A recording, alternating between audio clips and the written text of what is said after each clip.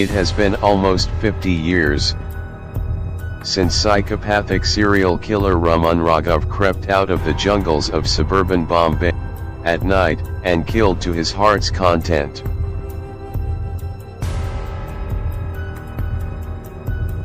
A thin, scrawny, 40-year-old man single-handedly terrorized the upwardly mobile city of dreams in the late 60s by murdering over 40 people in the dead of the night.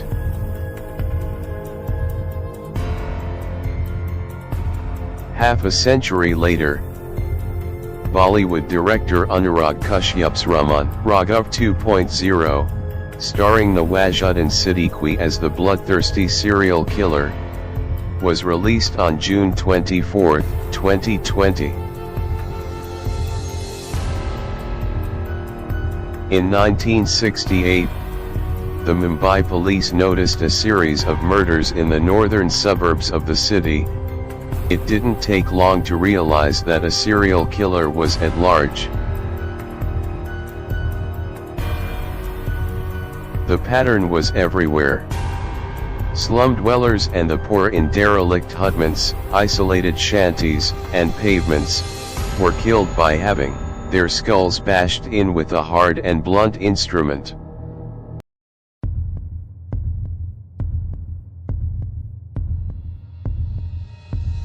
A series of similar murders had taken place in 1965 to 66 in the eastern suburbs of Bombay, where 19 people had been attacked. 9 succumbed to their injuries. A suspicious-looking man lurking in the area was picked up for questioning. Once Raman Raghav's criminal records were dug into, they showed charges of robbery and murder. The murder charge was never proved. So, when the young, brilliant cop Ramakant Kulkarni took over as the head of the crime branch, he decided to have a closer look at Raghav's old files, and think like the criminal. He applied environment criminology, under which the geometry of crime theory states that the crime occurs at a safe distance from the perpetrator's dwelling, and at the same time not too far away from a familiar area. A 2,000-strong police manhunt was launched across the city, with special focus around the Malatgoregang Joteshwari area.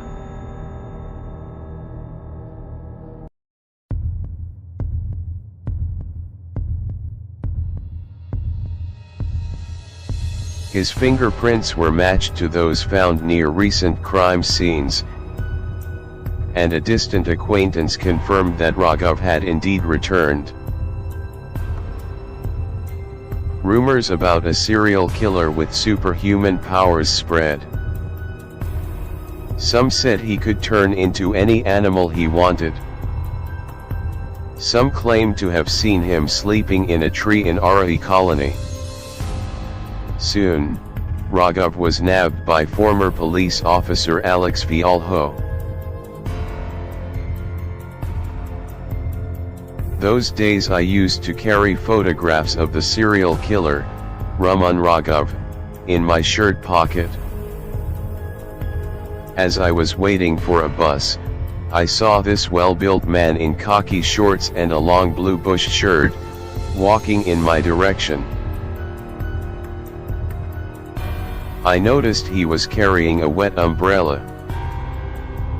As it had not rained in South Bombay, I asked him where he was coming from, and he replied Chincholi.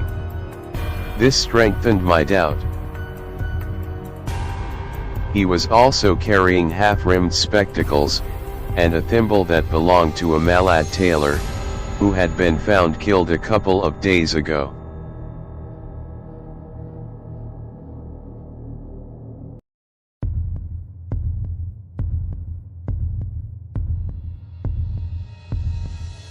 When Vialho's suspicions were largely confirmed, he asked Raghav to sit in his jeep. He complied without protest. When his fingerprints were matched, he was arrested. No noise, no resistance. He told Fialho he had no remorse, he was instructed by God to kill those people. In his book, Kulkarni mentions that the real work had just begun. Raghav maintained a studied silence throughout interrogation. His ways were too random, too beyond rationality to understand what would work with him. It was Kulkarni who got him to speak.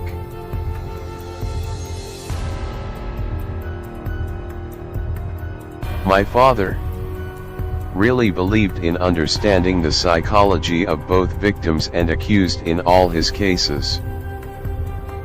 So, for him, sympathy was very important. Raghav liked perfumed hair oil and chicken biryani, so when his wishes were fulfilled, he talked. My father was successful in getting him to confess by softening him up. Anita Boglaya, daughter of Ramakant Kulkarni. I was very young when my father was handling this case. My job was to cut all newspaper clippings of the case and collect them. My father was a household name, then. All of Bombay was extremely scared, she continues.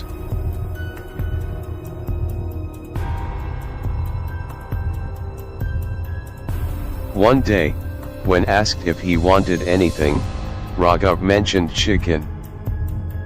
He then asked for more food, some hair oil, a mirror, and a comb.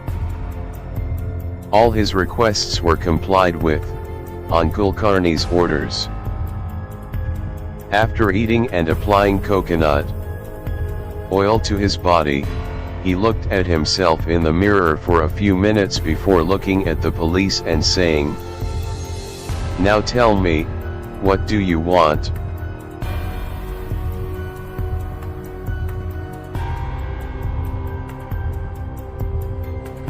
"We want to know all about the murders," said a young officer. "Mardar?" he asked. "Well, I shall tell you all about them. Get a vehicle, an armed guard and 2 witnesses. The law requires that. And I shall show you the iron akata I used to commit the murders, knives, and other things which I have hidden in the bushes at Arahi colony." And indeed, he did. He showed them an iron fulcrum jimmy, hidden in the bushes, stained with blood, at the tapered end. He also produced knives, a screwdriver, and his loot from the murders, a color napkin and a torch, an umbrella, a stove, etc. He even agreed to Kulkarni's directive to give a full and detailed confession in front of a magistrate. All it took was a dedicated super cop, who understood that the key to interrogating a psychopath is dismissing the traditional, and often just going along with them.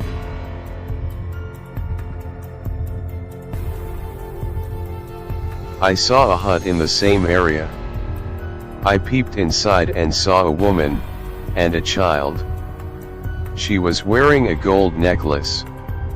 I kept watch until one day I found her sleeping, with her husband beside her. I cut the string which fastened the front door, and then hit the man with an iron rod until he died. The woman and child were shouting and I hit them both and killed them.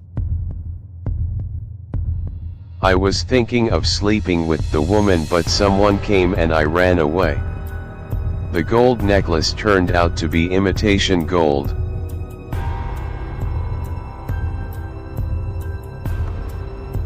Having been declared incurably mentally ill, his sentence was reduced to life imprisonment.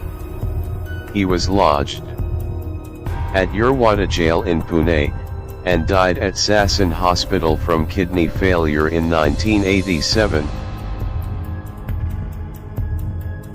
When the trial was going on, my father told me that Raman had told the judge that Kulkarni was a very fair cop, and was just to him, reminisces Anita. For someone with sworn, irrational hatred towards the world of law, this is a worthy testament of Kulkarni's skill and talent. A police officer for every madman in the city that never sleeps.